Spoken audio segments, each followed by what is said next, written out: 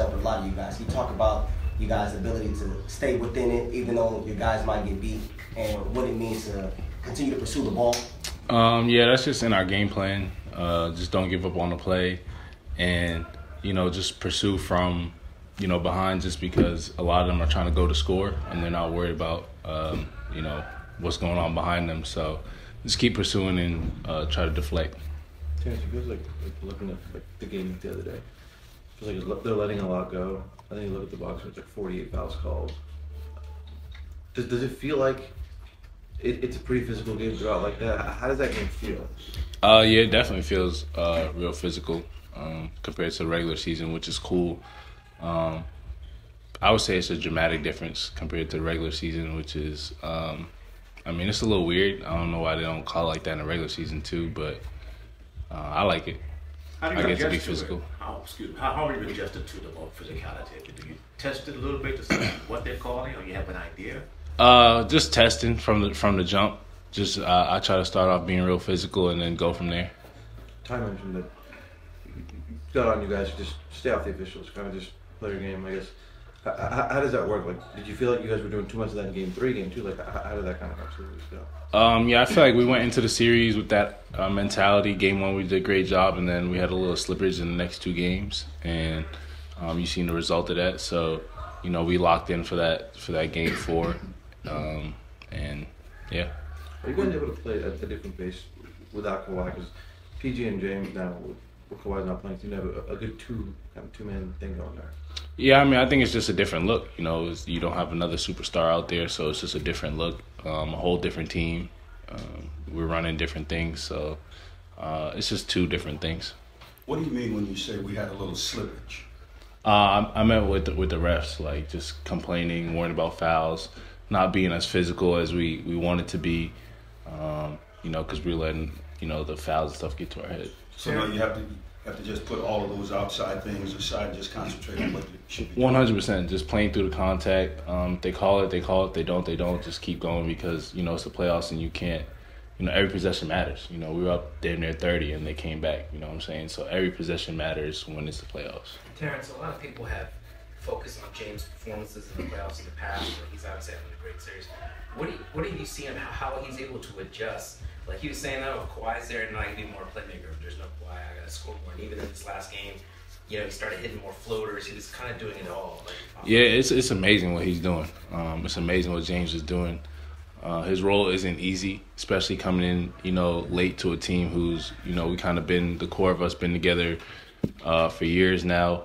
And just for him to come in and gel and figure it out on the fly, guys in and out, he's changing his type of play every night. I think it's amazing what he's doing, so shout out to him. How much are you guys encouraging him to be more aggressive offensively, to look for his all the time, but he knows what he has to do. What's your take on the importance of a Game 5 in a series like this that's tied up? It's super important. It's a tie series. To have that advantage, take the lead is everything. Terance, you and Amir came to this organization together, spent 5 or 6 years here now. Now you're starting playoff games together. What have you seen out of him specifically in terms of his growth from when you guys first came to the team together to now? I think just his patience. His patience is the biggest thing. A lot of guys in his position, they get uncomfortable with having to wait, and they either just stop going to the gym or just start worrying about other things, letting the outside noise get into their ear. And he never did that. He stayed locked in, stayed patient throughout the whole way. And I think it was his 3rd year. He had a great year. And then the next year he wasn't able to play that much, and a lot of guys would let that get to them. But, he stuck through it. He trusted the coaching staff. He trusted the front office. And now, look at us now. So it's pretty cool. How much different is a 0-0 series from a 2-2 series mentally? Big difference because you're 2 losses closer to being eliminated. So, 0-0, you got 4 to go. 2-2, you don't have that much, leeway. A 2-way going to the next round. Yeah, so I look at it the other way just to stay hungry. Terance, 7 out of your 9 buckets in the series have been threes, making half of those. At some point, you would think that they're going to start crashing. They're going to make you score inside the arc. Like, how do you feel like looking at your performance? No way they make me score in the paint. That's too easy for me. So they're probably gonna keep giving me threes, and I'm cool with that too. It's whatever. But no way they do that. That's not happening. I don't see that happening.